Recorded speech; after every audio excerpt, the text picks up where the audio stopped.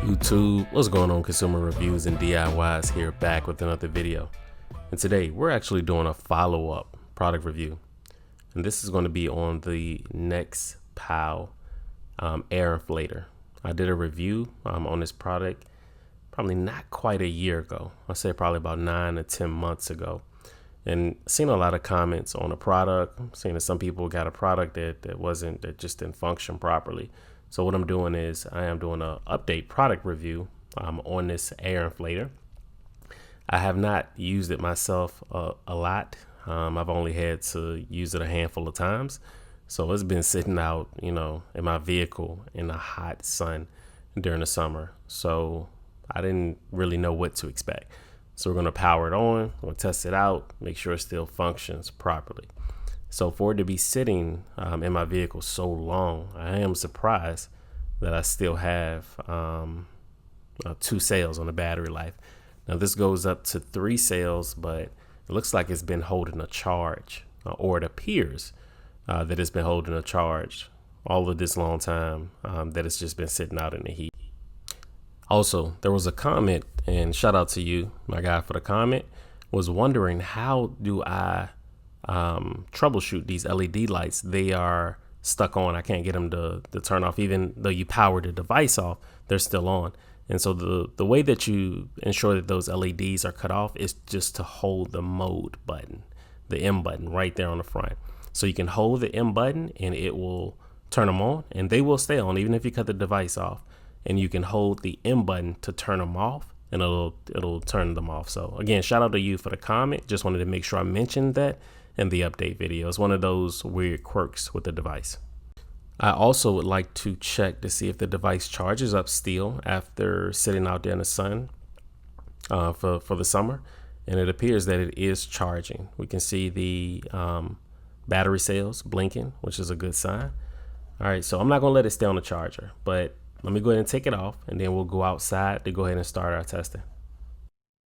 All right, so we are outside. We're gonna let the test begin.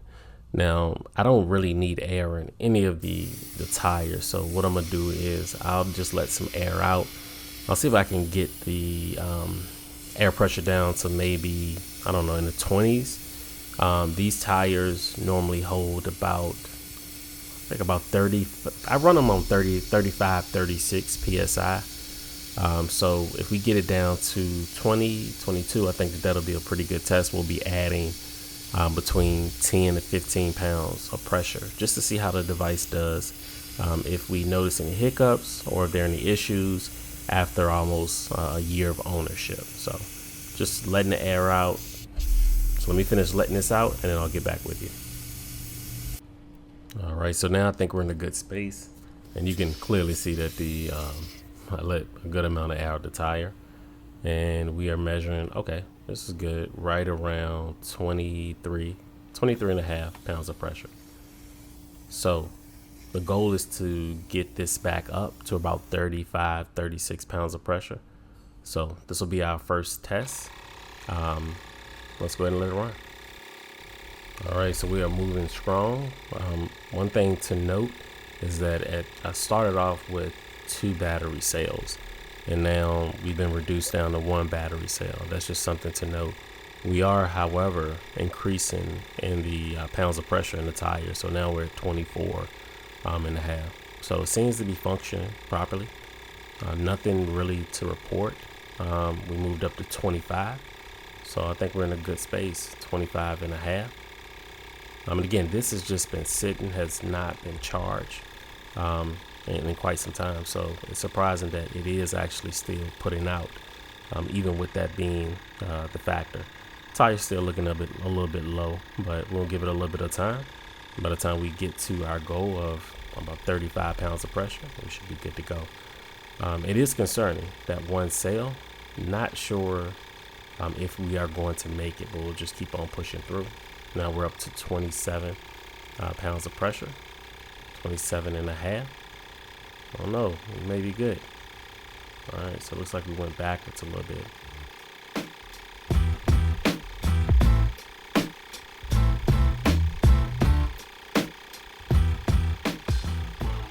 All right, so here we go. We got low. Okay, so it appears that we will not be making it to 35 pounds of pressure.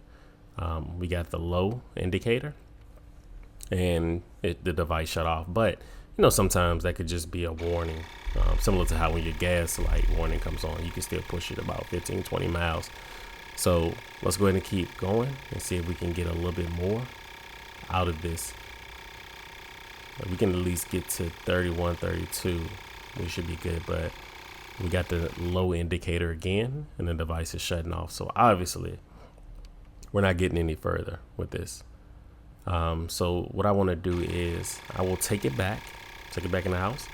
Let's charge it up for about 5 minutes. And then we can see whether or not we can get the rest pounds of pressure in the tire. And this will really be a good test. All right, so we got 5 minutes on the timer. So after the timer is done, we'll go back out and try it again. All right, so we are right here at the tail end. 3, 2, 1. All right, cool.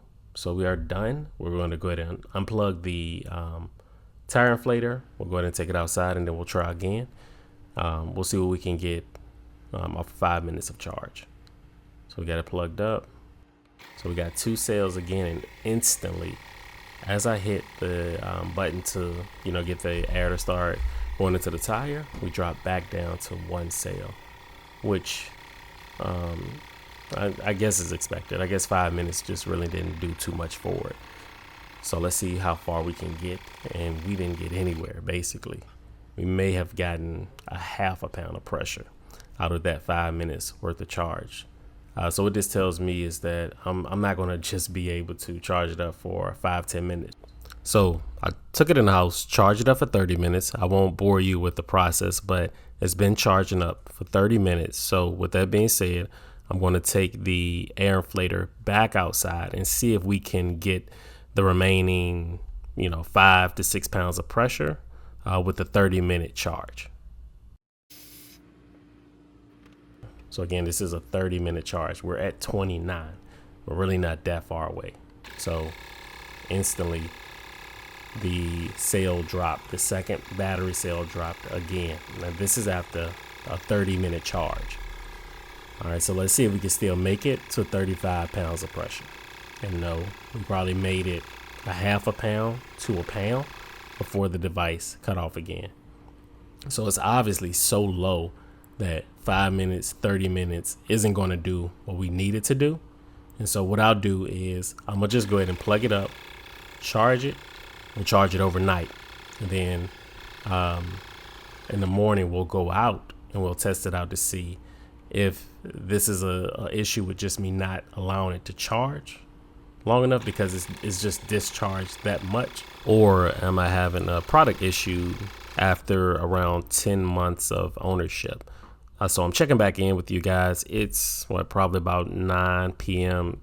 Eastern Standard Time. The device has been charging up for about 2.5 hours now, and as you can see, we're holding a solid 2 cells, and looks like we have that last cell charging. So it's looking good. It's looking like it's holding the charge, but we'll come back tomorrow to go ahead and test it out. All right, so let's go ahead and plug it up, get started. Now you notice we got all 3 cells this time around. We're at 29 pounds of pressure. So let's see how far we'll get. 29.5, 30. That means moving kind of strong. All right, so with 30 pounds of pressure, 30 pounds and a half, all 3. Okay, so we lost one. That was pretty quick to lose one of those cells.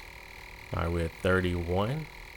All right, but we're still holding on to the 2 cells, 31.5.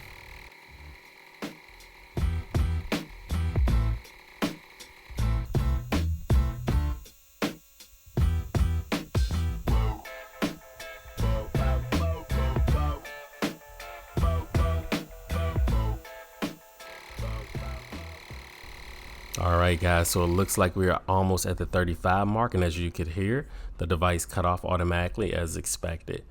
Again, guys, I hope you enjoyed this follow-up product update review about 10 months of ownership of the NexPow tire inflator. Make sure you like the video, make sure you comment and subscribe, and I'll catch you on the next one.